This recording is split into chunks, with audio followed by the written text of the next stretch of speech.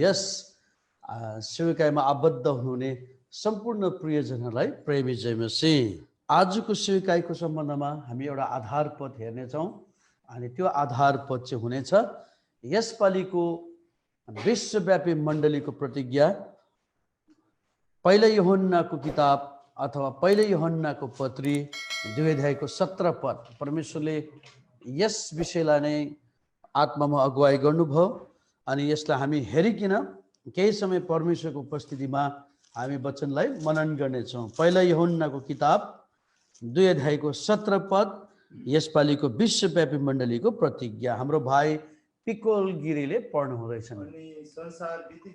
संसार बिति जान्छ र त्यसको अभिलाषाहरू पनि तर जसले परमेश्वरको इच्छा पालन गर्छ, जसले परमेश्वरको इच्छा पालन गर्दछ ऊ सदा सर्वदा रहन्छ, ऊ सदा सर्वदा रहनेछन्। आउनुहोस् हामी वचन अगुवाईको निम्ति प्रभुसँग सहायता माग्नेछौँ। हामीले आजको सेविकाईको आधार पद चाहिँ राखेका छौँ यसपालिको विश्वव्यापी मण्डलीको प्रतिज्ञा, पहिलो यूहन्नाको पत्री 2 अध्यायको 17 पद, जो हाम्रो छोराले अघि पढ्नुभयो, जसलाई एक बार फेरि पढ्नु हुँदैछन्। पढिदिनुहोस्। अनि संसार बिति जान्छ, संसार बिति जाँदछ र त्यसको अभिलाषा पनि, संसारमा भएका त्यसका अभिलाषाहरू पनि, तर जसले परमेश्वरको इच्छा पालन गर्छ, जसले परमेश्वरको इच्छालाई पालन गर्दछ ऊ सदा सर्वदा रहन्छ, ऊ सदा सर्वदा रहनेछन्। यो एउटा परमेश्वरले विश्वव्यापी मण्डलीमा भएका मण्डलीहरूलाई, मतलब परमेश्वरको जनहरूसँग राखिएको एउटा प्रतिज्ञा। यो चाहिँ एउटा विश्वव्यापी मण्डलीको प्रतिज्ञा। परमेश्वरको योजना, परमेश्वरको विचार, परमेश्वरको जनहरूमाथि कति अपरम्पार रहेछ भन्ने कुरालाई हामी जान्न सक्दछौँ यसबाट। संसारको सब थोक बिति जान्छन्, संसारका अभिलाषहरू पनि बिति जान्छन्, तर जसले परमेश्वरको इच्छालाई पालन गर्दछ ऊ सदा सर्वदा रहन्छन्। हेर्नुहोस् त, यहाँनिर यो एउटा विश्वव्यापी मण्डलीको प्रतिज्ञा हो। पहिला यूहन्ना 2 अध्यायको 17 पद। अब हामीले यो पहिला यूहन्ना 2 अध्यायको 17 पदलाई विश्लेषण गर्नुभन्दा अगाडि केही क्षण यूहन्नाको एउटा परिचयात्मक विषयलाई जान्न पनि आवश्यकता पर्दछ। किनकि हामी कुनै विषयलाई विश्लेषण गर्नुभन्दा अगाडि, कुनै विषयलाई पठन पाठन गर्नुभन्दा अगाडि उनीहरूको परिचयात्मक विषयवस्तुलाई जान्न पनि धेरै खाँचो पर्दछ। अब यो यूहन्नाको पत्री 3वटा पत्री छन्। पहिलो यूहन्नाको पत्री, दोस्रो यूहन्नाको पत्री अनि तेस्रो यूहन्नाको पत्री। अनि यो पत्री कसले लेखे त भन्ने सम्बन्धमा पनि हामीलाई केही छोटकरी जानकारी, एउटा आध्यात्मिक शिक्षा, बाइबलीय शिक्षा, एउटा बाइबलीय ऐतिहासिक शिक्षालाई पनि जान्नु हामीलाई खाँचो पर्दछ। किनकि आउनेवाला जेनेरेसनले, जसले परमेश्वरको सेवा गर्न चाहँदछन्, यस प्रकारको शिक्षालाई हासिल गरेर हामीले आगामी दिनको सेवाकालाई परिपूर्ण तरिकाले गर्न सक्दछौँ। त्यही कारणले धेरै हाम्रा अग्रजहरूले, हाम्रा पुराना प्रभुका दासहरूले सेवाको दौरानमा वचन दिँदाखेरि अग्रजहरूको उदाहरण दिने गर्दछन्। विभिन्न प्रभुको दासहरूको उदाहरणलाई दिने गर्दछन्। किन भन्दाखेरि उनीहरूको त्यो इतिहास, उनीहरूले उठाएका ती कष्ट, दुःख, पीडाहरू आज वर्तमान सेवा गर्नेहरूको निम्ति एउटा कारक बन्दछन्, उदाहरण बन्दछन्। त्यसरी नै एउटा आउनेवाला जेनेरेसनको निम्ति पनि, आज सेवा गर्नेको निम्ति, आज वर्तमानमा भइरहेको सेवाको निम्ति उनीहरूको निम्ति एउटा ज्वलन्त एउटा शिक्षाको कारण बन्न पर्दछ। यस कारणले गर्दा यहाँनिर यूहन्नाको पत्री कसले लेख्यो अनि कहिले लेख्यो भन्ने हामी सर्ट जानकारी हामी हेर्नेछौँ। यहाँनिर पहिलो कुरो यूहन्नाको अर्थलाई हामीले हेर्नेछौँ। यूहन्नाको अर्थ चाहिँ बाइबलीय कन्कर्डेन्समा रहेछन्, हाम्रा परमेश्वर अनुग्रहकारी हुनुहुन्छ, मेरा परम प्रभु परमेश्वर अनुग्रहकारी हुनुहुन्छ भन्ने कुराहरू बताउँदछन्। अनि यूहन्नाले आफ्नो जीवनकालमा परमेश्वरको अनुग्रहलाई प्रशस्त रूपमा जानेका थिए, अनुग्रहमा नै जिउन सके, अनुग्रहद्वारा नै हरेक कष्टमा ऊ जान पर्यो, तर ऊ उसले विजय प्राप्त गर्न सक्यो। यो चाहिँ by the grace of God, परमेश्वरको अनुग्रहद्वारा नै त्यो भएको थियो। त्यसैले गर्दा अब यूहन्ना को थिए भन्ने सम्बन्धमा यूहन्ना प्रेरितहरू 12 प्रेरितहरू मध्ये एक थिए। अनि बाइबलमा भनेको छ यूहन्ना चाहिँ पहिलौटे फलमा थिए भन्ने कुरा चाहिँ यहाँ छन्। कारण यो हामीले पहिला यूहन्नालाई क्लेरिफाई गर्नुभन्दा अगाडि यूहन्ना दुईवटा यूहन्नाको बयान गरेको छ। एउटा बप्तिस्मा दिने यूहन्ना अनि अर्को चाहिँ 12 प्रेरितहरू मध्ये एक यूहन्ना। बप्तिस्मा दिने यूहन्ना र 12 प्रेरितहरू मध्येको यूहन्नाको विषयमा अलिकति हामी यसलाई क्लेरिफाई गरिकन हामी परमेश्वरको वचनलाई अगाडि बढाउने छौं।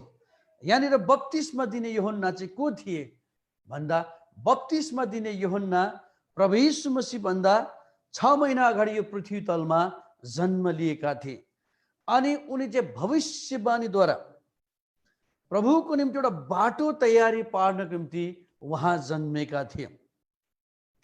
किन बप्तिस्मा दिने यूहन्नाले आफ्नो कर्तव्यलाई पालन गरे, पुरा गरे अनि उनले एउटा विश्वास योग्यता कायम राख्यो। जो भविष्यवाणीद्वारा जन्मेका थिए त्यो भविष्यवाणीलाई पुरा गरिकन उहाँ के गर्नुभयो, जानुभयो। त्यसकारणले बप्तिस्मा दिने यूहन्ना बाँचुन्जेल पनि प्रभु यीशु मसीहको बाटो, मुक्तिदाताको बाटो तयारी गर्न आएका थिए। त्यही कारण उनले जहिले पनि आफूलाई बडो नम्रतामा भन्ने गर्दथे, सेवाको दौरानमा म भन्दा पछि जो आउँदैछन् उहाँको चाहिँ जुत्ताको फिता पनि कस्ने लायकको म छैनन्। म त तिमीलाई आज पानीको बप्तिस्मा दिँदैछु, तर उहाँ त आगो र पवित्र आत्माले बप्तिस्मा दिनुहुन्न। त उसले कहिले पनि आफूलाई त्यो अहमतामा सेल्फलेस एउटा आफ्नोपन उहाँले देखाउनु भएनन्। तर उहाँले जहिले पनि आफूलाई एकदम नम्रतामा रहेर प्रभुको बाटो तयारी गर्न भविष्यवाणीद्वारा जन्मिएको द्वारा कर्तव्यलाई पालन गरे। कस्तो मिठो बनाइछन् बप्तिस्मा दिने यूहन्नाको। पढ्नु त यूहन्ना रचित सुसमाचार 3 अध्याय, यूहन्ना रचित सुसमाचार 3 अध्यायको 30 पदमा बप्तिस्मा दिने यूहन्नाले कस्तो मिठो गवाई दिएको छ। यूहन्ना रचित सुसमाचार 3 अध्यायको 30 पदमा म चाहिँ घट्नु अनि प्रभु चाहिँ ममा बढ्नु खाँचो छ। हेर्नुहोस् त, पढिदिनुहोस् त 3 अध्यायको 30 पद। अतः उहाँ भन्नाले प्रभु यीशु मसीह जो मानव जातिको निम्ति संसारमा मानव रूप लिएर आउनुभयो, मुक्तिदाता बनी, उद्धारकर्ता बनी, उहाँ चाहिँ ममा बढ्नु पर्छ तर म चाहिँ घट्न पर्छ। कस्तो मिठो हैन त उसको एउटा जीवनचर्या। यो चाहिँ आत्मिक मानिसहरूको एउटा चरित्र हो, स्वर्गीय चरित्र हो। त्यसकारणले उहाँले आफ्नो कर्तव्य पुरा गर्नुभयो, बाटो तयारी गर्नुभयो, मारिनुभयो अनि संसारबाट उहाँ के गर्नुभयो, जानुभयो। त्यहाँदेखि प्रभु यीशु मसीहले पनि बप्तिस्मा दिने यूहन्नाको सम्बन्धमा धेरै ठाउँमा धेरै जग्गा गवाही दिएको छ।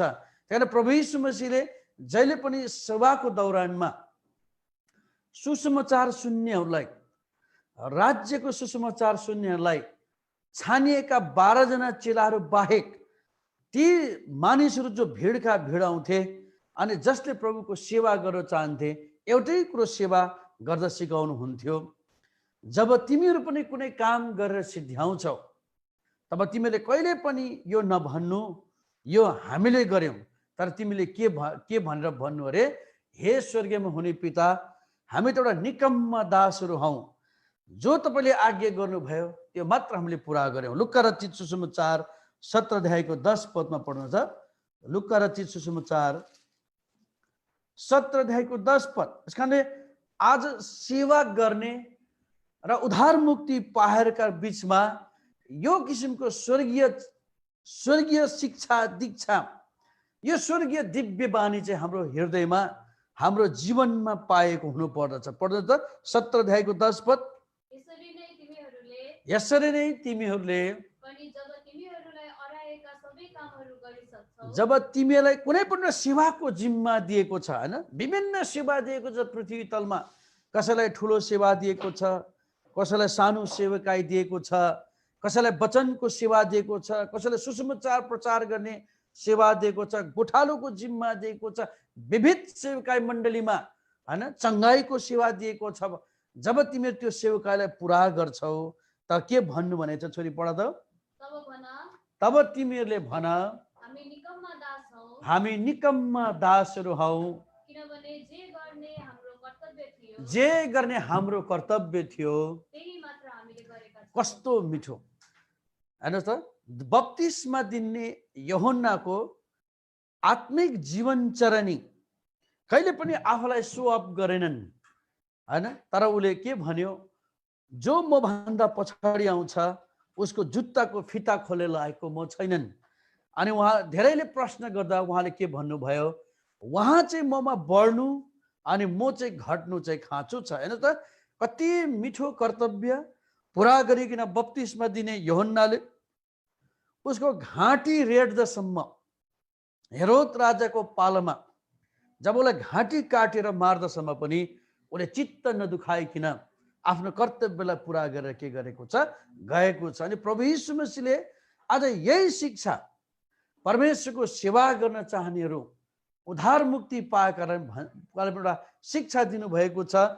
जब उहाँ यो संसारमा हुनुहुन्थ्यो, जब तिमीहरू पनि कोही काम पुरा गर्छौ, तिमीलाई दिएको जिम्माहरू पुरा गर्छौ, तिमीले यसो भन्नु, हामी त एउटा निकम्मा दासहरू हौ, हे स्वर्गीयमा हुने पिता तपाईँले जे अरन खटन गर्नुभयो त्यति मात्रै गर्यौँ। यस कारणले गर्दा एउटा मिठो शिक्षा बप्तिस्मा दिने यूहन्नाको बारेमा पनि यहाँ, यस कारण यूहन्ना दुईवटाको त्यहाँ भनेको, एउटा बप्तिस्मा दिने यूहन्ना उसले आफ्नो कर्तव्य पुरा गरे गए। तर आज हाम्रो आधारवत अथवा बप्तिस्मा दिने यूहन्ना चाहिँ होइनन्, तर 12 चेला मध्येको एक यूहन्ना जसले यो यूहन्नाको पत्री लेखे, उहाँको बारेमा चाहिँ हामीले के गर्न गइरहेका छौँ, विश्लेषण गर्न गइरहेका छौँ। यहाँनिर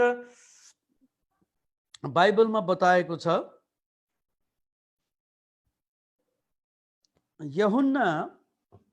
यूहन्ना चाहिँ प्रभु यीशु मसीहको चुनावमा परेको लगभग पहिलो फलहरू मध्येमा नै हो। किनकि यो यूहन्ना चाहिँ एउटा मछुवारे थिए, माछा मार्ने मान्छे थियो, जालहारी थिए यिनीहरू। प्रभुको बुलाहाटमा पर्ने पहिलोटे फलहरूमा नै यिनीहरू पर्दछ। आउनु त मत्ती रचित सुसमाचार 4 अध्याय, मत्ती रचित सुसमाचार 4 अध्यायको यहाँनिर पढ्नुहोस् त, पहिला 18 पद तपाईँले पढ्नु त। पहिला प्रभु यीशु मसीह 17 पदमा जब सुसमाचारको प्रचार, राज्यको सुसमाचारको प्रचार गर्दै हिँडिरहनु भएको थियो, त्यस बखत बोलावट भएका पहिलोटे फलहरू मध्ये यी यूहन्ना पनि थिए। परन्तु पहिला 17 पद पढ्नु त छोरी। त्यस समयदेखि यसुले प्रचार गर्न र भन्न थाल्नु अब प्रभु यीशु मसीहले प्रचार गर्न थाल्नुभयो र भन्नुभयो, पश्चाताप गर, किनभने स्वर्गको राज्य नजिकै आएको छ। स्वर्गको राज्य अब प्रभु यीशु मसीह आफ्नो सेवाको काम समय पुरा भयो अनि राज्यको सुसमाचार जब उहाँले प्रचार गर्दै हिँड्दा हुँदै 18 पदमा गएर उहाँले दुईजना दाजुभाइलाई भेटाए। पढ्दा त्यो दुईजना दाजुभाइको नाम के छ? 18 पद। अनि गालिल समुद्रको किनारमा हिँडिरहनु भएको बेला उहाँले दुई भाइ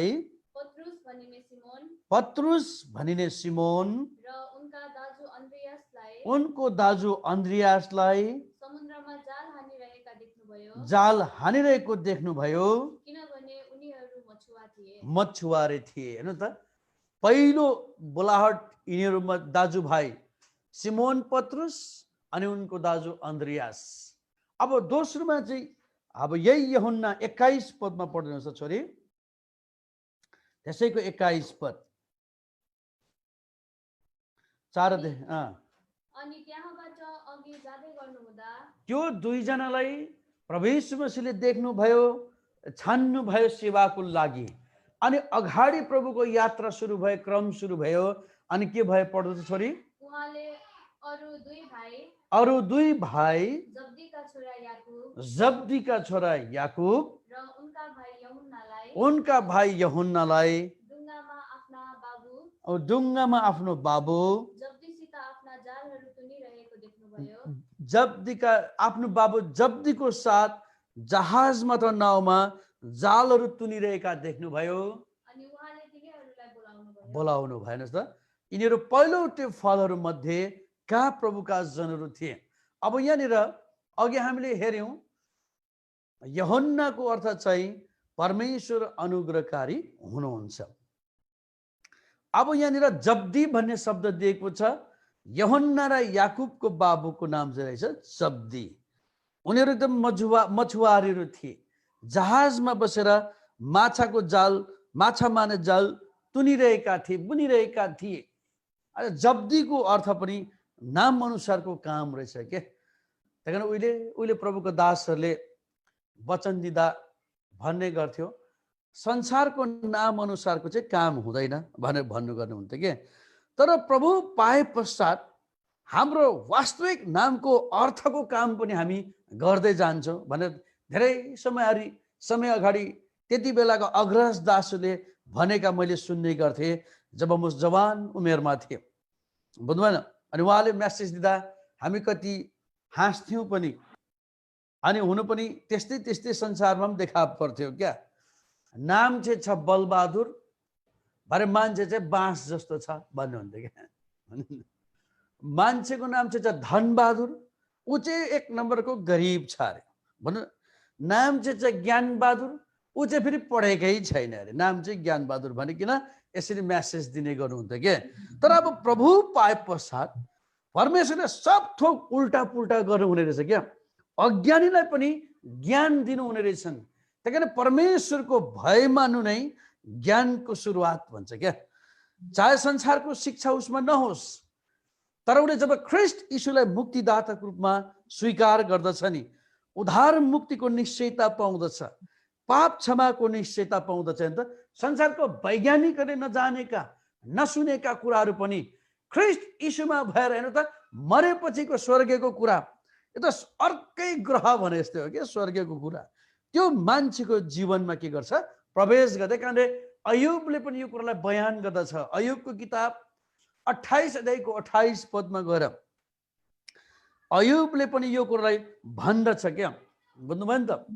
परमेश्वरको भय चाहिँ ज्ञानको सुरु हो भन्छन्।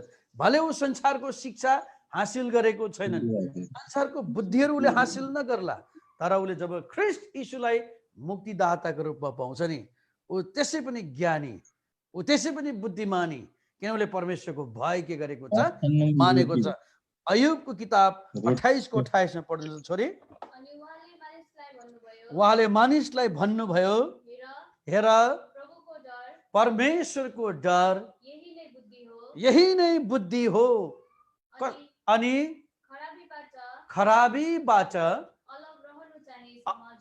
अलग रहनु चाहिँ समझ हो। एक समय जब तपाईँ म पाप र अपराधमा मरेका थियौँ, जब हामी अज्ञानतामा थियौँ, ईश्वरको हो, सारा ब्रह्माण्ड रच्नुहुने परमेश्वरको हो, मुक्तिदाता र उद्धारकर्ताको चिनेका थिएनौँ।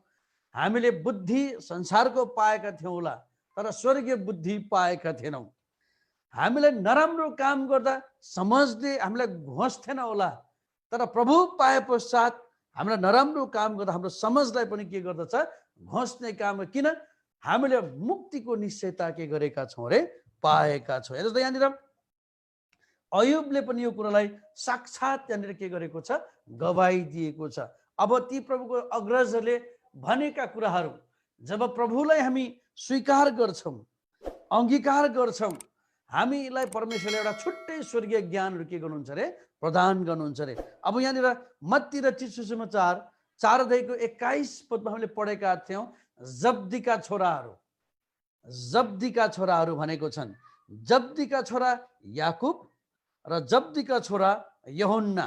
जब्दी दुईचोटि त्यहाँ त्यो पदमा दोहोरिएको छ। फेरि एकपल्ट पढ त छोरी। प्रभु यीशु मसीह त्यहाँबाट अघि जाँदै गर्नुहुँदा उहाँले अरू दुई भाइ जब्दीका छोरा याकुब र र उनका भाइ यूहन्नालाई ढुङ्गामा आफ्नो बुबा जब्दीसित आफ्ना जालहरू डुङ्गामा आफ्नो बाबु जब्दीसँग तुनिरहेका देख्नुभयो। आफ्नो जालहरू, माछा मार्ने जालहरू तुनिरहेका बुनिरहेका के गर्नुभयो देख्नुभयो। यो पदमा जब्दीलाई दुईचोटि त्यहाँनिर के गरेर रिपिटेसन गरेको छ। किन भन्दा जब्दीको अर्थ चाहिँ बाइबलमा रहेछन्, बाइबलीय अर्थ कन्कोर्डेन्समा चाहिँ जब्दीको अर्थ रहेछ परमेश्वर मेरो भाग हुनुहुन्छ। The Lord is my portion. कस्तो मिठो होइन त, नाम अनुसारको काम हो नि त। धनबहादुर धनै छैन गरिब, बलबहादुर बलै छैन बाँस जस्तो, ज्ञानबहादुर ज्ञानै छैन कुबुद्धि भएको मान्छे। तर यहाँनिर परमेश्वरको चुनाव, प्रभुको चुनाव पनि कति गजबको। जब्दीको दुई छोरालाई नै परमेश्वरले आफ्नो सेवाको निम्ति के गर्नुभयो, नियुक्ति गर्नुभयो, बोलाउनु भयो। यिनीहरू पहिलौटे फलहरू थिए, भन्दा पहिलौटे फल। किन परमेश्वरले पनि आफ्नो योजना अनुसार परमेश्वरको कामको निम्ति यस्ता पहिलौटे फललाई माथिबाट नै पहिल्यै जानेको हुन्छन्। यो संसारको जग, संसारको फाउन्डेसन भन्दा अगाडि नै परम प्रभु परमेश्वरलाई थाहा थिएर नै त्यो सेवाको निम्ति के गर्नुभएको रहेछ, कलिङ प्लस इलेक्सन, चुनाव अनि बोलाहट दुईटै दिएर के गर्नुभएको रहेछ, बोलाउनु भएको छ। जब्दीको अर्थ रहेछन् the Lord is my person, परमेश्वर मेरो भाग हुनुहुन्छ। कति ठुलो होइन, परमेश्वरको महिमा होस्, नाम अनुसारको काम। जब्दीको अर्थ अनुसार उसको दुवैजना छोरा प्रभुको सेवाको निम्ति के गर्यो, नियुक्त गरे। त्यही कारण यूहन्नाको अर्थ पनि रहेछन् परमेश्वर, मेरा परमेश्वर, हाम्रा परमेश्वर चाहिँ के हुनुहुन्छ अरे, अनुग्रहकारी हुनुहुन्छ भनिकन यूहन्नाले। हुनु त यो दाजुभाइ बादमा गएर प्रभुको खातिर धेरै मेहनत परिश्रम गर्ने एउटा सेवकहरू बने। सेवक मात्र होइनन्, उनीहरूले प्रेरितहरूको दर्जा 12 एपोस्टल्स, 12 प्रेरितहरूमा, प्रभुको चुजन एपोस्टलहरूमा, चुनिएका दासहरूमा, प्रेरितहरूमा उनीहरू गाभिएका थिए। हुन त अब यूहन्नाको विषयमा त बाइबलमा धेरै कुरो बयान गरेको छ। प्रभु यीशु मसीहको अति प्रिय चेला मध्ये यूहन्ना भनिकन भनेको छ। किन? यो प्रिय हुनुको अर्थको पछाडि पनि, प्रिय हुनुको पछाडि पनि धेरै कामहरू छ के। त्यति नै मान्छे, एउटा मान्छे अर्कोको प्रिय भन्दैनन्। जब उसले त्यो प्रेम गर्ने मानिसलाई जब चिन्छ र प्रेम गर्छ, तब मात्रै एक दुसराको अति प्रिय बन्न सक्दछन्। यूहन्नाले पनि बाँचुन्जेल जबसम्म प्रभु यीशु मसीह संसारमा प्रचारको काममा, उद्धारको काममा, मानव जातिको प्रायश्चितको काममा 33.5 वर्षसम्म हुनुहुन्थ्यो। यूहन्ना सदैव प्रभुको साथ बाइबलमा भनेको छ छातीमा अडेस लाएर के गर्नुहुन्थ्यो, बस्नुहुन्थ्यो। स्वयं यूहन्ना प्रेम गर्ने प्रभुलाई चिनेको खण्डमा, उसको एउटा प्रेमलाई चिनेको खण्डमा ऊ अति प्रिय मान्छे बन्न सक्छ। अब धेरै यूहन्नाको विषयमा हामी अब बयान गर्न सक्दैनौँ, किनकि हामीलाई 50-60 मिनटको एउटा समय। तर यूहन्ना आफ्नो जीवनकालसम्म यो उद्धारकर्ता, मुक्तिदाता प्रभु जो सारा विश्वको प्रायश्चितको निम्ति आउनु भएको थियो, जसले क्रुससम्म, त्यो घायल अवस्थासम्म मानिस जातिको पापको प्रायश्चितको निम्ति त्यो पीडालाई सहनु भएको थियो, त्यो प्रेमलाई चाहिँ यूहन्नाले बडो गहिराईमा के गरेका थिए, चिनेका थिए। त्यही कारणले बाइबलमा सबैभन्दा बढी पत्री लेख्नेहरू मध्ये पावल प्रभुका दास हुनुहुन्छन्। परमेश्वरको प्रेरित, प्रभुको सेवामा नियुक्ति भएका मानिस पावल प्रेरितले तकरिबन 13 पत्री नयाँ नियममा लेखेको छ भने यूहन्नाले पनि आफ्नो जीवनकालमा प्रभुको महानतालाई बयान, प्रभुको प्रेमको सम्बन्धको बयान उसले तीनवटा पत्री यूहन्नाले पनि लेखेका छन्। यो कुरा हामीलाई जानकार हुनु जरुरी छ। जति हामी प्रभुको प्रेममा विवश हुन्छौँ उति प्रभुको प्रेमको विषयमा हामी बयान गर्छौँ।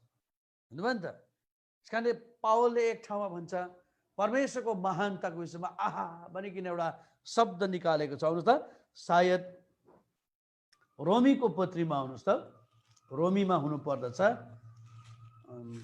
परमेश्वरको दास पावलले त्यहाँनिर एउटा शब्द निकालेको छ प्रभुको महानताको विषयमा, एउटा शब्द निकालेको छ, आहा भन्ने शब्द निकालेको छ क्या। एकैछिन है, 11 अध्याय 33 पदमा, रोमीको किताब 11 अध्याय 33 पद। कसैको मुखबाट यस्तो शब्द निस्किँदैनन्, हुँदैन? कुनै एउटा प्रभुको दासले वचन दिनुहुँदा मैले ध्यानसँग सुन्ने गर्थे। जब उहाँले प्रभुको वचन पढ्नुहुन्थ्यो नि, त उसको मुखबाट एउटा शब्द निस्क्थ्यो, वाह भन्ने शब्द निस्किन्थ्यो क्या। किन? भित्र हृदयलाई नै त्यो घतमा गएको के, टच भएको प्रभुको वचनले, बुझ्नु त। यहाँनिर त्यो प्रभुको दास पावलले पनि प्रभुको महानतालाई, उहाँको अपरम्पार विचारलाई सम्झिँदाखेरि त्यो शब्द आहा भन्ने शब्द निकालेको छ। पढिदिनुहोस् त 33 पद। आहा, परमेश्वरको बुद्धि र ज्ञान रूपी कुरा कति गहिरो छ। उहाँका न्यायहरू कति अथाह छन् र उहाँका मार्गहरू कति अगम्य छन्। कस्तो मिठो कुरा हैन त। किनकि कसले प्रभुको मन जानेको छ र, हैन त? कसले जान्दछ र प्रभुको मन, हैन? कति महान, यति गहिरो छ भन्छन्, बुझ्नु नि त। त्यही कारणले धेरैले भजनहरू बनाउँछन् प्रभुको प्रेमको सम्बन्धमा। प्रभुको प्रेम यति गहिरो छ पुगेर पुग्नु सकिन्न अरे, यति उचाइमा छ त्यसलाई भेट्न सकिन्नन् अरे। प्रभुको प्रेम यति चौडादार छ अरे, लम्बाइ चौडाइ। त्यही कारण इफिसीको पत्री लेख्दा पनि हामी त्यो पढ्दैनौँ। प्रभुको दास पावलले भन्छन् तिमीले प्रभु यीशु मसीहको उचाइ, लम्बाइ, चौडाइ, गहराई जान्न सक। भित्री मानिसमा भन्छ, इनर म्यानमा, बुझ्नुभयो नि त। याकन कति गजबको कुरा छन्। अनि यसकारण यूहन्नाले यो प्रभुको महानतम प्रेमलाई यसरी जान्न सकेका थिए। कयौं प्रभुका सेवकहरूले, सेवा गर्नेले यो कुरालाई जानेका थिए।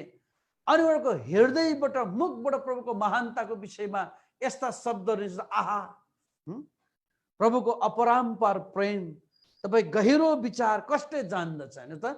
उनीहरूले यो बयानबाजी के गरेका छन्, दिएका छन्। अब यो यूहन्नाले पनि आफ्नो जीवनमा 3वटा किताब लेखे। यूहन्नाले पनि आफ्नो जीवनकालमा 3वटा पत्री लेखे।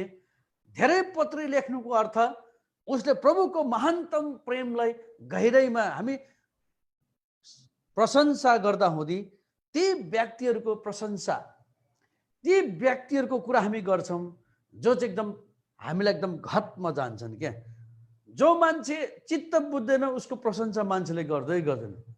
संसारमा पनि मान्छेले, एउटा मान्छेले अर्को मान्छेको बयान, बखान, उसको एकदम विश्लेषण गर्छ, तब जब उसलाई चाहिँ एकदम त्यो मान्छेप्रति चाहिँ एकदम के हुन्छ अरे, विश्वस्त हुन्छन्। उसको जीवन देखेर, उसको कार्यशैली देखेर एकदम संसारमा कयौं मान्छेले बयानबाजीहरू गर्छ नि संसारमा पनि। त्यस्तै प्रकारले यी प्रभुका सेवकहरूले, यी प्रभुको दासहरूले, यी प्रभुका प्रेरितहरूले प्रभुको महानताको विषयमा जसले धेरै बयान गरेको छ, यसको मतलब उनीहरूले प्रभुको प्रेमलाई गहिराइमा के गरेको छ, चिनेको छ। यूहन्नाले पनि आफ्नो जीवनकालमा 3वटा पत्री लेखेका छन्। पहिलो पत्री यूहन्ना रचित सुसमाचार लेखेको छ। अनि यूहन्ना रचित सुसमाचारमा यूहन्नाले प्रभुको सुसमाचारको विषयमा, प्रभुले गर्नुभएको कार्यको विषयमा, प्रभुले मानव जातिको निम्ति सहेको कष्टको सम्बन्धमा, कसरी उहाँ क्रुसमा जानुभयो, कसरी पिटिनु भयो, कसरी त्यो बुढा र घायल अवस्था पनि सही दिनुभयो भन्ने बयान यूहन्नाले एकदम प्रभुको प्रेमको बारेमा त्यहाँनिर के गरेको छ, बखान गरेको छ। अनि यूहन्नाले यो यूहन्नाको पत्री इजरायलबाट इजरायलमा हुँदाखेरि लेख्नु भएको रहेछ। प्रभु यीशु मसीह मारा जवाई, गाडा जवाई, जी उठाए। प्रभु यीशु मसीह मारिनु भयो, गाडिनु भयो अनि जी उठ्नु भएको 66 देखि 68 वर्षभित्र इजरायलमा हुँदा परमेश्वरको दास यूहन्नाले यूहन्ना रचित सुसमाचार लेख्नु भएको रहेछ। पहिलो आफ्नो जीवनकालमा प्रभु पत्रीको सुसमाचार लेख्नु भएको छ। चिठी पत्री नै हो, एउटा सुसमाचारको पत्री। अनि दोस्रो चाहिँ प्रभुको दास यूहन्नाले दोस्रो पत्री लेख्नु छ, त्यो चाहिँ लगातार कन्टिन्युअसली लेख्नु भएको रहेछन्। अनि यो चाहिँ पहिलो यूहन्नाको पत्री, दोस्रो यूहन्नाको पत्री अनि तेस्रो यूहन्नाको पत्री परमेश्वरको दास यूहन्नाले लेख्नु भएको रहेछ। अनि यो चाहिँ एफेसीमा हुँदाखेरि भिजिटको क्रममा प्रभुको दास यूहन्नाले यो तीनवटा पत्री लगातार केही समयको अन्तरालमा के गर्नु भएको रहेछ, लेख्नु भएको रहेछ। अनि यो चाहिँ कहिले लेखेको रहेछ भन्दा प्रभु यीशु मसीह उठाइनु भएको 90 वर्ष बाद, 90 वर्षमा एडी आफ्टर क्राइस्ट डेथ प्रभु यीशु मसीह उठाइनु भएको 90 वर्ष बाद के गर्नु भएको छ, लेख्नु भएको रहेछ। अनि यूहन्नाले अर्को तेस्रो पत्री लेख्नु भयो, त्यो चाहिँ प्रकाशित वाक्य लेख्नु भएको छ, रिभेलेसन, प्रकाशित वाक्य। अनि हाम्रो यो इतिहास पनि थाहा छन्, यूहन्ना प्रभुको सेवाको दौरानमा, सेवाको क्रममा त्यस वखत रोमी साम्राज्य थिए, निरो साम्राज्य थिए। निरो सिपाहीहरू एकदम विश्वासीहरूको खेदोमा थिए, पक्रा परिरहेका थिए, सतावटमा थिए। त्यति बेला यूहन्ना पनि के गर्नुभयो, पक्रा पर्नुभयो। अनि उनीहरूले एकदम निर्दयको साथ प्रभुको दास यूहन्नालाई उनीहरूले उम्लिँदै गरेको तेलमा हालिदिए। उसको बायोग्राफीमा यो बताएको छ। तर उसको मृत्यु भएनन्। मृत्यु नहुँदाखेरि उनीहरूले यूहन्नालाई पत्मोस भन्ने टापुमा के गरिदिए, छोडिदिए। अनि जब पत्मोस भन्ने टापुमा यूहन्नाले एकदम त्यस्तो दयनीय अवस्थामा, दुःखदायी अवस्थामा, पीडामा पनि कहिले पनि प्रभुसँग के गर्नु भएन, चित्त दुखाउनु भएन। प्रभु, मैले तपाईँलाई पाएँ, तपाईँ सँगसँगै म तपाईँको सेवामा हिँडेँ, म त के पाउँछु होला भनेको त आज म यस्तो पीडा। उसको मुखबाट कहिले पनि प्रभुको निम्ति कम्प्लेन निस्केन। प्रभु, म हरेक अवस्थामा, चाहे म भोक प्यासमा होस्, खेदो निन्दामा होस्, सतावटमा होस्, आज मलाई उम्लिँदै गरेको तेलमा हालिदियो। त तपाईँको योजना के छ म जान्दिनँ। आज मलाई पत्मोस भन्ने टापुमा लिएर छोडिदियो, फालिदियो। तपाईँको विचार जे छ म माथि पुरा गर्नुहोस्। कस्तो मिठो, हेर्नु त कति मिठो जीवन।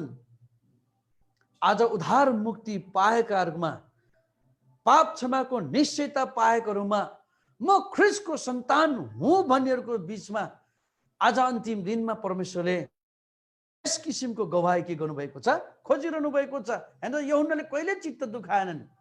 त्यही कारणले कुनै ठाउँमा प्रभु यीशु मसीहले भन्नुहुन्छ, धन्य हो त्यो मानिस जो मबाट के गर्दैन, चित्त दुखाउँदैन। यसकारण हामीलाई पनि यो वर्तमान समयमा ती हाम्रा अग्रजहरूले, हाम्रा सेवकहरूले कष्ट दुखाएर प्रभुको निम्ति आत्मिक शहीद भएर गयो होला। हामी त्यस्तो किसिमको शहीद हुनु नपर्ला। हामी त्यस्तो भयङ्कर आज तपाईँ मृत्यु अनि शय्यामा पर्नु नपर्ला। तर भौतिक संसारमा छौँ, धेरै किसिमको कष्टहरूको तपाईँले मैले सामना गर्नुपर्छन्। घटी कमीको समस्या, खेदो निन्दाको समस्या, भनाइको समस्या, होइन, विभिन्न किसिमको लान्छनाको समस्या, यस्तो किसिमको अन्धकारको शक्तिले ल्याउला। तरै पनि हामी त्यो अग्रजहरू जस्तो आत्मिक शहीद हुनु नपर्ला। तर पनि यस्तो दुःखदायी अवस्थामा, मृत्यु शय्यामा पनि हाम्रो मुखबाट प्रभुले यही खोज्न चाहनुहुन्छ, प्रभु, म तपाईँलाई केही कम्प्लेन छैन, केही दोष छैन।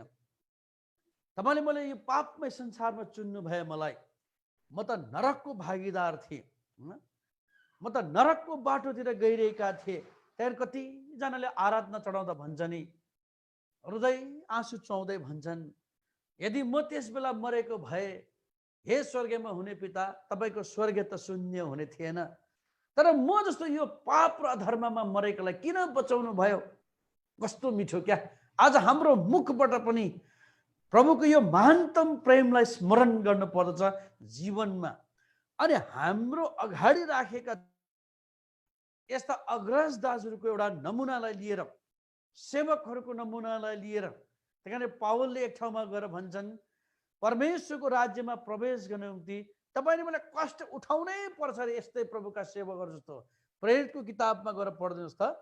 प्रेरितको किताबमा परमेश्वरको दास पावलले एउटा गवाही छोड्दछ। परमेश्वरको राज्यमा प्रवेश गर्नको निम्ति चानचुने कुरा होइनन्। चुनाव त हामीले पायौँ, बलाहाट पनि पायौँ, परमेश्वरले हामीलाई यो उद्धार मुक्तिको एउटा गिफ्ट वरदान पनि दिनुभयो। तर अब अगाडिको यात्रा पुरा गर्नु निम्ति हामीले प्रयत्न चाहिँ के गर्नुपर्छ? यही उद्देश्यलाई प्रभुको दास यूहन्नाले पनि 2002:17 यसपालिको विश्वव्यापी मण्डलीको प्रतिज्ञाको दला त्यस समयका समकालीन विश्वासीलाई झकझकाएको थियो भने आज पवित्र आत्माको द्वारा तपाईँले मलाई पनि यो सुझाव सल्लाहहरू के गर्नुभएको छ? दिइरहनु भएको छ। पहिला पढ्नु त 14:22 प्रेरितको किताब। त्यहाँनिर भनेको छ, परमेश्वरको राज्यमा हामी एकदम प्रयत्न गर्नुपर्छ अरे, सङ्घर्ष गर्नुपर्छ अरे, एकदम दुःख उठाइकन पो भन्छ त। हेर्नुहोस् त, कुनै कुनै ठाउँमा त भन्छन्, पहिला त्यो पढ्नुहोस् त पहिला 14:22। अनि चेलाहरूको मनलाई यो भन्ने व्यक्ति चाहिँ थिए परमेश्वरको प्रेरित दास पावलको भनाइ थिए। चेलाहरूको मनलाई स्थिर गराई र विश्वासमा लागिरहनु पर्छ र अनेकौं कष्ट सहँदै हामी परमेश्वरको राज्यभित्र प्रवेश गर्नै पर्छ भन्दै उनीहरूलाई के गरे? अर्ती दिए। हेर्नु त, परमेश्वरको दास पावलले पनि त्यो समयका विश्वासीलाई, प्रेरितहरूको समयमा ती विश्वासीलाई यही शिक्षा दिए, विश्वासमा रहिरहनु पर्छ, अनेकौं कष्ट सहनु पर्छ, अनि यसरी नै परमेश्वरको राज्यमा हामी प्रवेश गर्नुपर्छ भनिकन उनीहरूको हृदयलाई के गरे? स्थिर गराइदिए। अनि कुनै ठाउँमा कुनै एउटा अज्ञात परमेश्वरको दासले भन्छन्, हामीलाई त परमेश्वरले यति ठुलो सौभाग्य दिनुभयो, मुक्तिको सौभाग्य, उद्धारको सौभाग्य, हामीलाई पाप क्षमाको निश्चयताको सौभाग्य। तर त्यहाँनिर भनिएको छ, हिब्रूको किताबमा गएर भन्छन् सायद, तर तिमीहरूले आजसम्म प्रभुको निम्ति रक्तमै हुने गरेर के चाहिँ कष्ट सहेको छौ र? अनि कति सहजको बाटो प्रभुले राखिदिनु भएको छ। होइन, हिब्रूमा पाउनुहुन्छ भने पनि मलाई सहयोग गर्नुहोस् है। हिब्रूको किताब कति भन्दैछ? 12:4 धन्यवाद।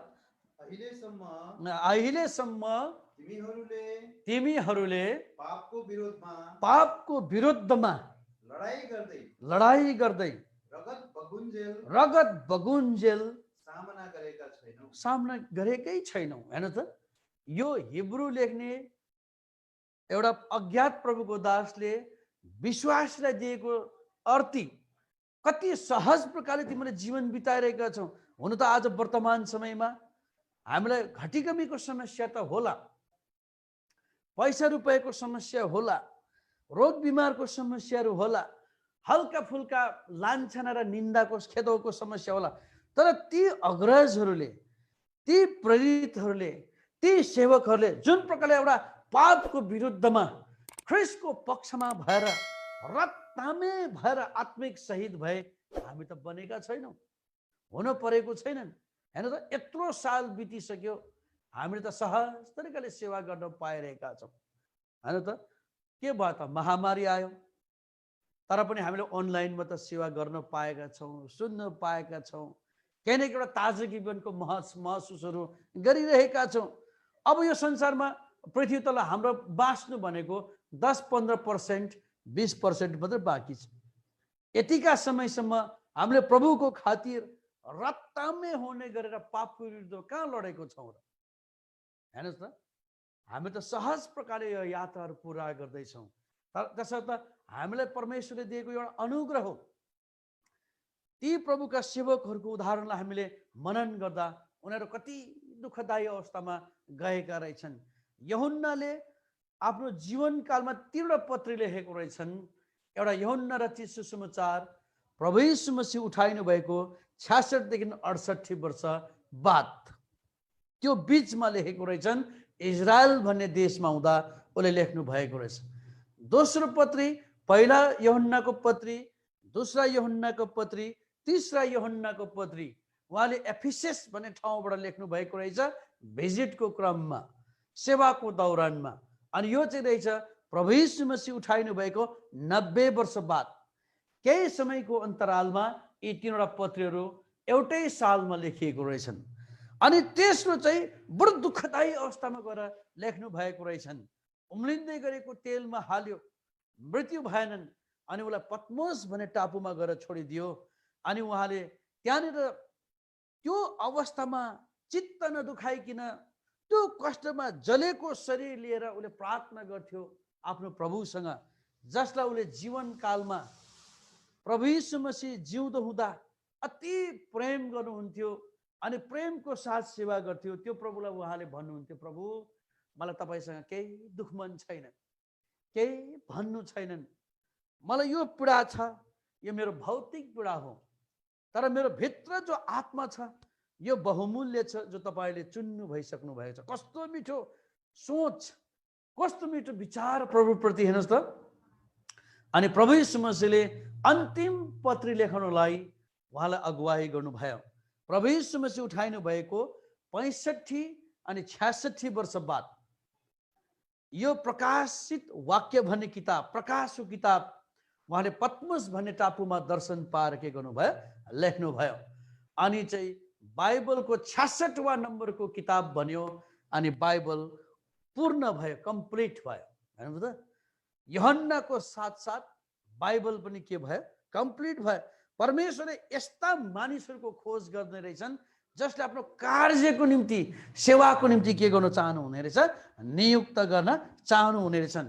यूहन्नाको सोच, यूहन्नाको विचार, प्रभुप्रतिको एउटा समर्पित जीवन देख्दा परमेश्वरले आफ्नो स्वर्गीय योजनालाई के गर्नुभयो, यूहन्नामा प्रकट गर्नुभयो। अनि यूहन्नाले तेस्रो किताब लेखे, प्रकाशित वाक्य, बाइबल पनि के भयो, एउटा पूर्ण भयो, कम्प्लिट भयो। प्रकाशित वाक्य 66वां नम्बरमा लेखियो, बाइबल पनि कम्प्लिट भयो।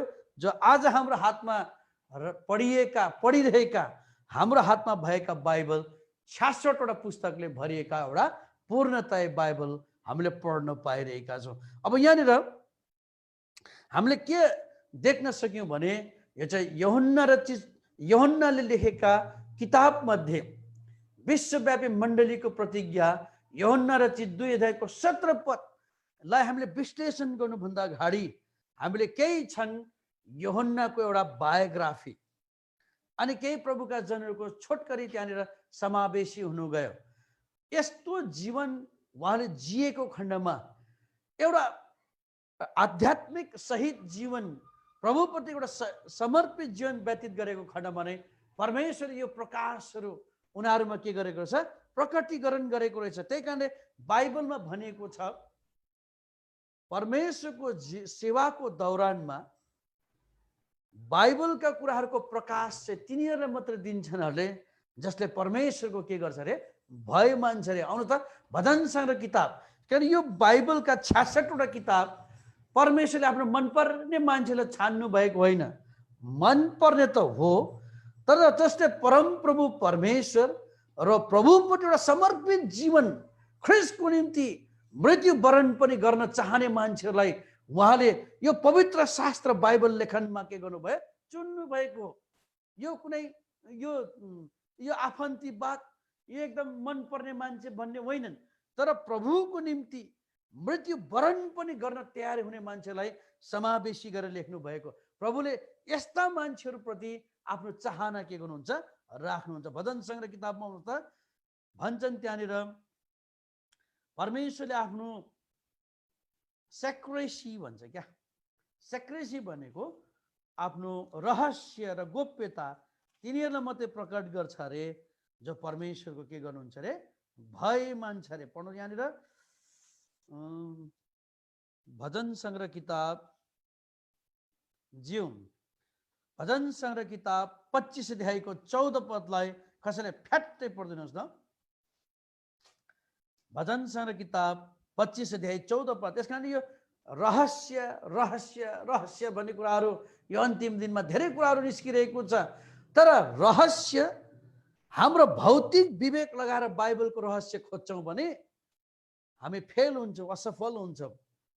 तर ती अग्रजहरू जस्तो जो मृत्युवरण गर्न पनि तयारी छ प्रभुको खातिर, जुन प्रभु मेरो निम्ति सबभन्दा पहिले मेरो निम्ति मेरो खातिर दुःखमा जानुभयो, कष्टमा जानुभयो, पिलातासको महलदेखि कलभरी क्रुसमाको अथाह पीडालाई, घायल अवस्थालाई उहाँले सहनुभयो। त्यो अवस्थालाई सम्झना गरेर जसले त्यो कुरालाई स्मरण गर्छ नि तिनीहरूलाई मात्र प्रभुले आफ्नो रहस्यलाई प्रकट गर्छन्। भन्दा हाम्रो भौतिक विवेकले बाइबललाई चाहिँ एकदम एउटा न्यायको किताब जस्तो, एउटा व्यवस्था किताब जस्तो पढेर त्यसलाई उत्खनन गर्ने कोसिस गर्छौँ भने हामी असफल मात्र होइनन्, एक दिन सबको सामने जोकर पनि हुन्छौँ, बुझ्नुभयो? हाँसोको पात्र बन्छौँ। तर जो परमेश्वरको भय मान्छ प्रभु, आज यो रहस्य, यो बाइबल तपाईँको पवित्र आत्माद्वारा जो लेखनको निम्ति छान्नुभएका प्रभुका सेवकहरू पनि मृत्युवरण गर्न पनि तयार भए, आत्मिक शहीदहरू भए। त्यस्तो प्रकारले तपाईँले छनौट गरेर हाम्रो निम्ति लेख्नुभएका यी बाइबलका कुराहरू हाम्रो विवेकदेखि बाहिर छ प्रभु, हाम्रो विवेकदेखि बाहिर छ। तपाईँले सिकाउनुहोस् भन्न सक्यो भने मात्रै। अघि पढिरहेका थियौँ, तपाईँले खटन गर्नुभएको काम मात्रै गरेका हौँ, म नि हामी त निकम्मा दासहरू भन्न सक्यो भने मात्रै प्रभुले तपाईँले एउटा माइथिली युज, एउटा शक्तिशाली एउटा हतियार बनाएर के गर्नुहुन्छ, प्रयोग गर्नुहुन्छ। 25 अध्यायको 14 पद पढ्नुहोस् त। परम प्रभुको रहस्य उनीहरूसँग रहनेछन् जसले परमेश्वरको भय मान्दछन्। यहाँनिर भनेको छन् the secret of the Lord is with them that fear him. परमेश्वरको त्यो रहस्यको कुराहरू ती मानिसहरूमा रहन्छन् जो परमेश्वरको भय मान्दछ। बुझ्नुभयो नि त? यस कारणले गर्दा हामीले यो परमेश्वरको भयलाई चाहिँ एकदम ध्यान दिनु खाँचो छ। परमेश्वरको भय भनेको चाहिँ के हो फेरि? परमेश्वरको भय, परमेश्वरको भय, परमेश्वरको भय भनेको चाहिँ के हो त फेरि? हुन्न, यो पनि हामीलाई जान्नु खाँचो छ। हो, हामी बिहान उठ्छौँ, वचन पढ्छौँ, प्रार्थना गर्छौँ, राम्रो हो। बेलुका सुत्ने बेलामा वचन पढ्छौँ, प्रार्थना गर्छौँ, राम्रो हो। हाम्रो दैनिक बिहान बेलुकी परिवारमा फ्यामिली प्रेयर हुन्छ, राम्रो हो। हामी मण्डली ठहराएको 4 लङ्गरको सेवकाईमा आबद्ध हुन्छौँ, राम्रो हो। तर परमेश्वरको वास्तविक भय चाहिँ के हो? आउनु त हितोपदेश ए भजन सङ्ग्रह किताबको पछाडि परमेश्वरको भय चाहिँ के हो त? आउनु यहाँनिर परमेश्वरको भय चाहिँ के हो? यहाँ भनेको छ हितोपदेश, हितोपदेशको किताब। परमेश्वरको भय चाहिँ यसमा आधारित हुने रहेछ क्या, बुझ्नुभयो नि त? आउनु त हितोपदेशको किताब, नीति वचन अथवा हितोपदेश 8 अध्यायको 13 पदलाई कसैले पढ्नुहोस् त। पहिला 12 पदलाई पढ्नुहोस् त। म बुद्धि निपुणतासँग बास गर्नेछु र विचारपूर्ण युक्तिहरूको ज्ञान प्राप्त गर्छु। अनि 13 पद परमप्रभुको भय मान्नु चाहिँ, यसै यहाँ परमेश्वरको भय मान्नु चाहिँ खराबीलाई घृणा गर्नु हो। परमेश्वरको भय राख्नु भनेको चाहिँ के हो? परमेश्वरको भय मान्नु भनेको के हो? प्रार्थना वचन ठिक छ, फ्यामिली प्रेयर ठिक छ, सङ्गति जानु ठिक छ, एक दुसरालाई भलाइको काम गर्नु पनि राम्रो हो, सहयोग गर्नु पनि राम्रो हो। तर त्यसको बावजुद वास्तविक परमेश्वरको भय व्यक्तिगत जीवनबाट आधारित हुने रहेछन्। अब परमेश्वरको भय मान्नु चाहिँ केबाट रहेछ? पढ्नुहोस् त अब 13 पद। परमप्रभुको भय मान्नु चाहिँ खराबीलाई घृणा गर्नु हो। 1 नम्बरमा खराबीलाई घृणा गर्नु हो, घमण्ड, घमण्डलाई अलग गर्नु हो, हट्टीपना, हट्टीपनाबाट अलग रहनु हो, खराब चाल खराब चालबाट अलग रहनु हो, र टेढामेढा बोल्ने मुखलाई टेढा मेढा बोल्ने मुखलाई म घृणा गर्दछु। हेर्नुहोस् त, यी कुराबाट अलग रहनु चाहिँ परमेश्वरको भय राख्नु रहेछ। हामी सेवा सङ्गति जान्छौँ, राम्रो हो, तर यस्तो कुराबाट अलग रहेका छैनौँ भने हामीले परमेश्वरको भय माग्न सिकेका छैनौँ, भय मान्न जानेका छैनौँ, परमेश्वरको भय मान्ने शिक्षा हामीले बुझेका छैनौँ। जब यी यस्ता चालहरूलाई हाम्रो आध्यात्मिक जीवनबाट, आत्मिक जीवनबाट प्रभु पाए पश्चात दिनोदिन सङ्घर्ष गर्छौँ, प्रभु मलाई यस्तो कुराबाट हट्न, यस्तो कुराबाट एकदम छोड्न, यस्तो कुराबाट केलाएर मेरो जीवनबाट अलग राख्न मलाई सिकाउनुहोस् भनिकन प्रार्थना गर्दै, घुट्ना मरेर प्रार्थना गर्दै प्रार्थना वचनको सेवामा लागेको छ भने तपाईँ अनि मैले पक्का परमेश्वरको भय मान्न सिकिरहेका छौँ। त्यही कारण यसको रेफरेन्सेसमा आउनु त यही हितोपदेश 3 अध्यायको 14 पदतिर के गरेर भन्छन् परमेश्वरको भयको सम्बन्धमा। 3 अध्यायको 14 पद यही हितोपदेशमा पढ्नुहोस् त। किनकि यसको प्राप्ति चाहिँ चाँदीको प्राप्ति भन्दा उत्तम हो। हेर त, यदि जब यी कुराहरू हाम्रो जीवनबाट केलाउँदै हो हामी प्रभुलाई पाउने साथ डाइरेक्ट पर्फेक्ट हुँदैनौँ, सिद्ध हुँदैनौँ, डाइरेक्ट राइचियसनेस, हामी धार्मिकता हुँदैन, धार्मिकतामा आउन सक्दैनौँ, हामी डाइरेक्ट होलिनेसमा आउन सक्दैनौँ, सिधै पवित्र हुन सक्दैनौँ, फेरि यो बहानाबाजी गर्नु हुँदैन फेरि, होइनन्। तर हामीले जीवनकालभरि प्रभुलाई पाए पश्चात आमाको गर्भैदेखिको पाप र जवानी जीवनसम्म गरेका पापहरू जब त्यो ज्योतिर्मय महिमित मुक्तिको सुसमाचार सुने पश्चात हामीले देख्न सक्यौँ, अनि हामीले आमाको गर्भैदेखिको पाप, जवानी जीवनसम्म गरेका पापहरू जब अङ्गीकार गर्यौँ, स्वीकार गर्यौँ, अनि हामीले ग्रहण गर्यौँ, बप्तिस्मा लियौँ, तत्पश्चात हामीले यो आत्मिक यात्रामा दिनोदिन यातना गर्दैछौँ, प्रयत्न गर्दैछौँ, सङ्घर्ष गर्दैछौँ, विश्वास मैंने कोसिस गर्दैछौँ, यस्ता कुरालाई केलाएर फाल्ने प्रयास गर्दैछौँ, तब तपाईँ मैले चाहिँ पक्का परमेश्वरको भय मानेका रहेछौँ भने, अनि त्यो परमेश्वरको जति भय हामी मान्दै जान्छौँ अनि के कुराहरू प्राप्ति हुन्छ। एकपल्ट फेरि पढ्दैछ 3 को 14 है। किनकि यसको प्राप्ति चाहिँ चाँदीको प्राप्ति भन्दा उत्तम हो, चाँदीको प्राप्ति भन्दा पनि उत्तम हो, र यसको लाभ चाहिँ चोखो सुन भन्दा पनि उत्तम हो। कस्तो मिठो। त्यही कारण यसपालिको विश्वव्यापी मण्डलीको प्रतिज्ञा पहिला यूहन्ना 2 अध्यायको 17 पद, किन यसपालि विश्वव्यापीको मण्डलीको प्रतिज्ञा सबै कुरा टलेर जान्छन्, सब थोक टलेर जान्छन्, संसारको अभिलाषा, त्यसमा भएका कुराहरू एक दिन सबै टलेर जान्छन्, तर ती मानिसहरू चाहिँ सदा सर्वदा रहन्छन् अरे जसले परमेश्वरको के गर्छ अरे इच्छालाई पालन गर्छ। कति मिठो एउटा हामीलाई एउटा challenging words of God, challenging words covenant of God, परमेश्वरको एउटा चुनौतीपूर्ण प्रतिज्ञा, यो आवाज यो साल तपाईले मलाई दिएको छ। किन यो भौतिक संसार बडो त्रासदीपूर्ण छन्, यो भौतिक संसार धेरै एकदम चुनौतीपूर्ण हैन परीक्षापूर्णले भरिएका छन्।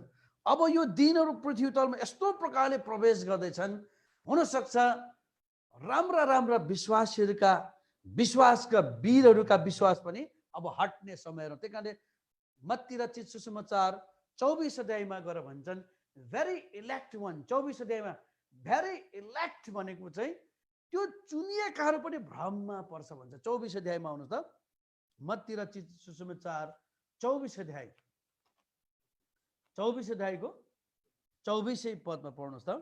किनभने झुटा ख्रीष्टहरू, किनकि अब झुटा ख्रीष्टहरू, झुटा भविष्यवक्ताहरू खडा हुनेछन्, झुटा भविष्यवक्ताहरू पनि अब संसारमा खडा हुनेछन्, ठुला चिन्ह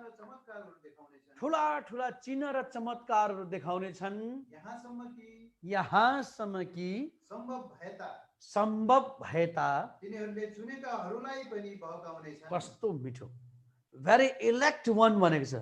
भेरी इलेक्ट वान भनेको तपाईँ नि म पनि त्यसमा पर्छौँ। फेरि बुझ्नु न, केही समय अगाडि मलाई पनि केही यस्ता सङ्घ संस्थाका विश्वासीहरू उनीहरू आएर मसँग अलि मैले भने म विवाद गर्न चाहन्न, तपाईहरुसँग विवाद गर्न पनि मैले प्रभुलाई पाएको हैन। तपाईहरुको गल्ती हो, तपाईको गलत छ, बाइबलमा यस्तो लेखेको छ, बाइबलले यस्तो भनेको छ भन्ने कुराहरू गर्न थाले। मैले भने मैले भित्र काम गर्ने आन्टीलाई जुसहरू मगाएँ। मैले भने जुसहरू खानुहोस् अनि तपाईलाई प्रेमपूर्वक म तपाईलाई बिदाई दिन्छु, तर म तपाईहरुसँग विवाद गर्न चाहन्नन्। तर उनीहरूले एकदम जिद्दी गरे मसँग, क्या तपाईहरुको यो शिक्षा त्यो शिक्षा। लास्टमा मैले भने त्यसो भए तपाईहरुले साह्रै गर्नुभयो, म एउटै कुरो तपाईहरुसँग प्रश्न राख्न चाहन्छु कि तपाईहरु सुन्नुहुन्छ भनेर 4-5 जना थिए, म एक्लै। अनि उनीहरूले सोध्नुहोस् भने तपाईले प्रभु यीशु मसीहलाई कहिले ग्रहण गर्नुभयो र कहिले मुक्तिको निश्चयता पाउनुभयो? 4 जना त हेराएर भयो हुन त। अघि त बाइबल पल्टाउँदै यस्तो छ यस्तो छ उस्तो छ भने। अनि मैले एउटै प्रश्न गरेँ, तपाईले कहिले प्रभु यीशु मसीहलाई ग्रहण गर्नुभयो अनि तपाईले कहिले मुक्तिको निश्चयता पाउनुभयो? ती 4-5 जना त हेर गरे क्या। त्यस बीचमा चाहिँ एउटा कोरियन केटी पनि आएछन्। अनि लास्ट उनीहरूले मलाई यति साह्रो प्रलोभन पनि देखायो, तपाईँ जस्तो मान्छे चाहिँ हामीलाई चाहेको छ, आउनुहोस् तपाईँलाई एउटा ह्यान्डसम एमाउन्ट एउटा स्यालेरी जस्तो दिन्छ, 40, 50, 60 भन्दै थियो मलाई। अनि मैले भने मैले प्रभु यीशु मसीहलाई मुक्तिदाताको रूपमा स्वीकार गर्नको लागि ह्यान्डसम स्यालेरी पाउनलाई होइन हुन नि त। मैले प्रभु यीशु मसीहलाई कुनै स्वार्थमा मैले ग्रहण गरेको होइन। मैले प्रभु यीशु मसीहमा मुक्ति पाइन्छ, उद्धार पाइन्छ, पाप क्षमाको निश्चयता पाइन्छ भने मैले स्वीकार गरेको। यस्तो किसिमको प्रलोभन त मैले 2042 सालमा नै, यहाँ साइन गर्नुहोस् तपाईँको इङ्ग्लिस राम्रो रहेछ, त बाइबल इन थियोलोजी तपाईँलाई हामी साउथ कोरियामा 3 वर्ष ट्रेनिङ पठाइन्छौँ, तपाईँलाई जागिरको व्यवस्था पनि गरिदिन्छौँ। 3 वर्षपछि तपाईँ एमटिएस गर्नुहोस्, मास्टर इन थियोलोजी, 7 वर्ष बस्नुहोस्, डक्टरेट पिएचडी गरेर आउनुहोस्, तपाईँलाई हामी ठुलो अञ्चलको एउटा क्षेत्रीय इन्चार्ज बनाइदिन्छौँ। तपाईँ उनीहरूले मलाई त्यसो भनेका थिए 2042 सालमा नै। यस्तो अफरहरू त मलाई 2042 सालमै आएको। तर हामीले यस्तो किसिमको स्वार्थ लिएर प्रभुलाई पाएको होइनौँ। हामीले त मेरा प्रभु मेरा पापको निम्ति मर्नु भयो, दुःख उठाउनु भयो, कष्ट सहनु भयो, मलाई यो पापको अपराधको दलदलबाट निकालेर स्वर्गको भागीदार बनाउन आउनु भयो, उसको सेवा गर्ने चाहिँ हाम्रो ध्यान अनि धुन हो भनेर उनीहरू भरे बोल्न सकेनन्। लास्टमा अनि उनीहरू त्यो भने लास्टमा मैले किन तपाईँको उत्तर छैन त भन्नुहोस् न, किन कहिले पाउनु भन्दा भरे के भन्छ, हामीलाई त बाइबल ट्रेनिङ गर्दा त यस्तो शिक्षा त दिएन त भनेर भन्छन्। बुझ्नुभयो नि त, ग्रहण गर्ने मुक्ति कुरा हाम्रो त बाइबल ट्रेनिङ गर्दा त सिकाएन परेन त। त्यस कारण यही चाहिँ तपाईँहरूको चाहिँ खामी हो र कमी हो। त्यस कारण तपाईँले अरूलाई गलत, अरूको शिक्षालाई गलत गर्नुभन्दा तपाईँले पहिला प्रभु यीशु मसीहको डक्ट्रिनल प्याटर्न के हो, ख्रिस्टको शिक्षा के हो, त्यसलाई जान्न सक, बुझ्न सक। प्रभु यीशु मसीह धरतीमा जनसङ्ख्या बढाउनु त हो, सब मानिसले मुक्ति पाउनु उहाँको चाहना हो, उद्धार पाउनु चाहना हो, तर प्रलोभन देखाएर चाहिँ होइनन्, स्वार्थ देखाएर चाहिँ होइनन्। तर उनीहरूलाई ख्रिस्ट किन संसारमा आउनुभयो, ख्रिस्ट किन मर्नुभयो अनि ख्रिस्टलाई विश्वास गर्नले के पाइन्छ, यो शिक्षा तपाईँले मैले दिनुभयो। आज तपाईँले भन्नुहुन्छ ट्रेनिङमा सिकाएनन् कि ग्रहण के मुक्ति के पाप क्षमाको निश्चयताको पनि ट्रेनिङ दिनुपर्छ र। अनि मैले आफ्नो गवाही भने क्या, गवाही भने चाहिँ चुप लाग्यो, बोलेनन्। अनि बाइबलमा भन्छन् एउटा अन्धाले जब फरिसी सदुकीले विरोध गरे, तँ त अन्धा थिइस्, कसरी देख्ने भइस्, त्यो जाति पार्ने मान्छे त पापी हो, त्यसले त एकदम भूतको मद्दतले जाति पार्छ, त्यसलाई त्यो अन्धाले के गवाही दियो। आज यो गवाही तपाईँले ममा पाइएको हुनुपर्छ। म ऊ पापी हो कि धर्मी हो म जान्दिनँ, तर म अन्धा थिएँ, अब देख्ने भए म यति जान्दछु। कस्तो मिठो उत्तर। आज परमेश्वर पनि यो लास्ट डेजमा, अन्तिम दिनहरूमा तपाईँले मबाट पनि यस्तै किसिमको गवाहीहरू खोजिरहेको, स्ट्रङ विटनेस, ख्रिस्टको निम्ति गवाही। बुझ्नु नि त। त्यस कारणले गर्दा यो पहिला यूहन्ना 2:17 त्यस बखत 12 जना चेला मध्ये, प्रेरित मध्ये एक यूहन्नाले आफ्नो जीवनकालमा 3वटा पुस्तक त लेख्यो, तर उसले त्यस समयका समकालीन विश्वासीलाई यो संसार चाहिँ व्यर्थ हो है, यो संसार टलिजान्छ है, याकन यो संसारको थोकहरूमा तिमीहरू नभुलिनु हैन, तिमीहरू एकदम विश्वासको सङ्घर्षमा जिउनु भनेको आउनु त। पहिला यूहन्नाको पत्री, अब हामी बन्द गर्ने, अब हाम्रो हातमा 5 मिनटको समय रहेछन्। पहिला यूहन्नाको पत्री 2 अध्यायको 16 पदमा, 17 पद पढ्नुभन्दा अगाडि 16 पदमा यूहन्नाले के सुझाव दिन्छ त्यस बखतका त्यस समकालीन विश्वासीलाई पढ्नु त। आज पवित्र आत्मामा तपाईँ नि मलाई पनि यो सल्लाह हो, किनकि संसारमा भएका सबै कुराहरू, संसारमा भएका सबै कुराहरू, शरीरको अभिलाषा, शरीरको अभिलाषा, आँखाको अभिलाषा आँखाको अभिलाषा र जीवनको सेखी जीवनको सेखी पिताबाटको होइन, यो चाहिँ स्वर्गीय पिताबाटको होइनन्, तर संसारबाटको। संसारबाटको। आज हुनसक्छ जीवित मण्डलीमा पनि, भेरी इलेक्ट चुजन सोलहरूमा पनि यो कुराहरूको प्रवेश हुन सक्छ अन्तिम दिनमा। आँखाको अभिलाषा, शरीरको अभिलाषा, जीवनको सेखी पस्न सक्छन्, अन्धकारको शक्तिले ल्याउन सक्छन्। अनि कतिचोटि सेवाको दौरानमा मैले भनेको मान्नुपर्छ हैन, मेरो कुरा नै हुनुपर्छ भन्ने सोच अन्धकारको शक्तिले पनि ल्याउन सक्छन्। जीवित मण्डलीमा पनि यो सेखीहरू, यो अभिलाषाको कुराहरू पस्न सक्छन्। त्यही कारण उस समयमा हेर्नुहोस् त, प्रभुका दास, प्रभुका प्रेरित यूहन्नाले दिएका सुझाव सल्लाह ती समयका विश्वासीलाई मात्र होइनन्, हामीलाई पनि रहेछन्। आज पवित्र आत्माले त्यो सन्देश हाम्रो निम्ति पनि छोडिदिएको रहेछन्। र पवित्र आत्माको द्वारा, विश्वव्यापी मण्डलीको माध्यमको द्वारा हामीलाई आज यो प्रतिज्ञाले झकझकाइरहेको छ। र यो 3वटा चिजलाई समेट्दाखेरि चाहिँ हिब्रू भाषामा चाहिँ भनेको रहेछ कसमस। कसमस भनेको चाहिँ यो संसारको थोकसँग आबद्ध भनेको, यो विश्वव्यापी कुरासँग आबद्ध। आँखाको अभिलाषा, शरीरको अभिलाषा, जीवनको सेखी, यो चाहिँ यो संसारसँगको आबद्ध भएका चिज हो। अनि यो 3 चिजलाई चाहिँ समेट्दाखेरि चाहिँ हिब्रू भाषामा भनेको छ कसमस भनेको छ क्या। यो युनिभर्स, विश्वसँग एकदम आबद्ध भएका कुराहरू छन्। किन प्रभु पाएका मान्छेहरूमा, उद्धार मुक्ति पाएका मान्छेहरूमा यी 3 चिज चाहिँ पाइनु हुँदैनन्। अघि हामीले परमेश्वरको भय के हो त भनेर हितोपदेश 8 अध्यायको 13-14 पदमा पढेको थियौँ नि। यी कुरालाई हामीले जति अलग दिनु सक्छौँ, तब मात्रै हाम्रो दिव्य कुराहरू, ईश्वरीय कुराहरू हाम्रो जीवनमा प्राप्ति हुन्छन्। तब हाम्रो सेवाहरू चाहिँ एकदम ब्लेसेड हुन्छन्, फ्रुटफुल भएर जान्छन्। र यो लास्ट डेजमा प्रभुले यस्तो धारमा उभिएर, प्रभुको खातिर त्यो धाँधोमा उभिएर यस्तो सेवा गर्ने मान्छेहरू के गरेका छन्, खोजिरहेका छन् ख्रिस्टको निम्ति अनि ख्रिस्टको पक्षमा उभिने। बुझ्नु भएन? एउटा सानो उदाहरण अहिले मैले क्याम्पस पढ्दाखेरि देखेका थिएँ। हुन त म पनि 1979-80 मा इन्डियन आर्मीमा जब म भर्ती भएँ, 11 क्लास पढ्दा पढ्दै, अनि 1 सालको ट्रेनिङ सकियो। अनि गोलकुण्डा फोर्ट हैदराबाद भन्ने ठाउँमा टेक्निकल ए ग्रेड भन्छ, हामी एकदम टेक्निसियनहरू हुन्, वायरलेस अपरेटरहरू। अनि अलिकति पढालिखा भएको खण्डमा कमिसन, आर्मी कमिसन कोर्समा नि फर्म भरेर एक्जाम दिने, सेकेन्ड लेफ्टिनेन्टमा एक्जाम दिने मौका पाएँ। तर कारणवश परमेश्वरको इच्छा थिएन, अहिले बुझ्दछु। अनि मेरो केही झगडा भयो। अब मैले इन्डियन आर्मीबाट डिस्चार्ज, नाम म भगाउँदै होइन, नाम काटेर म निस्केँ 1981 मा। त्यस बखत मैले प्रभुलाई पाएको थिएन। मेरो उमेर चाहिँ त्यति बेला थियो 19 वर्षको।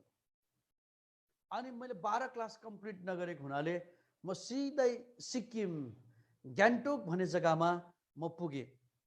अनि मैले त्यसलाई प्रभु पाएको थिएन। मेरो मनमा एउटा छुट्टै किसिमको एउटा हुन्थ्यो, यो सिक्किम भन्ने देश चाहिँ हाम्रो लेप्चाजहरूको।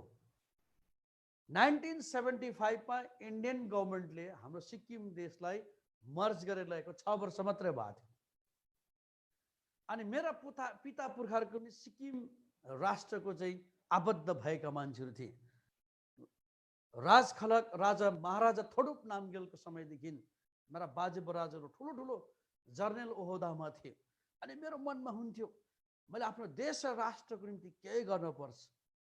फेरि यो हाम्रो सिक्किमलाई 22वां स्टेट, 22 स्टेट्स होइनन्, 22वां राज्य होइनन् भारतको, यसलाई फेरि एउटा सोभरेन स्टेट, सोभरेन कन्ट्री, सार्वभौम देशको निम्ति युद्ध गर्नुपर्छ भने एउटा ज्वालामुखी हुन्थ्यो भित्र क्या। अब आर्मीमा ट्रेनिङ गरेको, हात हतियार सब चलाउन सक्ने, भित्रभित्र अलिकति कुराहरू चल्दै थियो। अनि मेरो आफ्नो काका पनि सिक्किम देशको चाहिँ चिफ इन्जिनियर हुनुहुन्थ्यो पिडब्ल्युडी डिपार्टमेन्टको। अनि काकाले पनि तँलाई जति पैसा लाग्छ लि, गाडी घोडा के आवश्यकता पर्छ लैजा, तर तैँले राखेको यो सोचको निम्ति तँले एकदम लडन्त र भिडन्त गर। एकदम सम्पूर्ण ठाउँबाट स्पोन्सर गर्ने मान्छेहरू पनि पाएको हो। तर परमेश्वरको योजना पनि अचम्मका हुने रहेछ क्या, हुनु नि त। अनि पढ्दा पढ्दै मैले त ब्रदर जोर्डन खान भन्ने आउनु भएको रहेछ ब्यारेक्कामा। मेरो छ्यामाले हिन तो बदमास भन्ने मलाई। बदमास त होइन, सेवा नजाने भएर नि। अब त्यति बेला 19 वर्षको, 19.5 म रनिङ हुँदै थियो। अनि गएको त जब ब्रदर जोर्डन खानको मैले त्यो गोस्पेल जब सुने, यस्तो डरलाग्दो प्रकार मेरो हृदयमा घनले हाने जस्तो भयो क्या।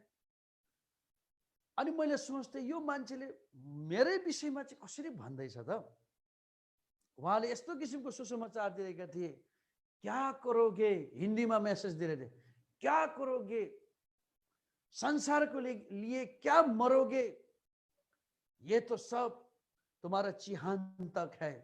यस्तो प्रकारले क्या, जुन मैले एउटा योजनाबद्ध ढङ्गले एउटा ज्वालामुखी पड्किरहेको छ त्यही विषयलाई देखाएर तिमी संसारको निम्ति के लड्छौ, संसारको निम्ति के मर्छौ, तिमीले जे गरे पनि सब चिहानसम्म भन्दा त मलाई त कसरी मेरो चियो चर्चा पो गरिदियो कि भाइजीसँग, त्यस्तो पो लाग्ने क्या।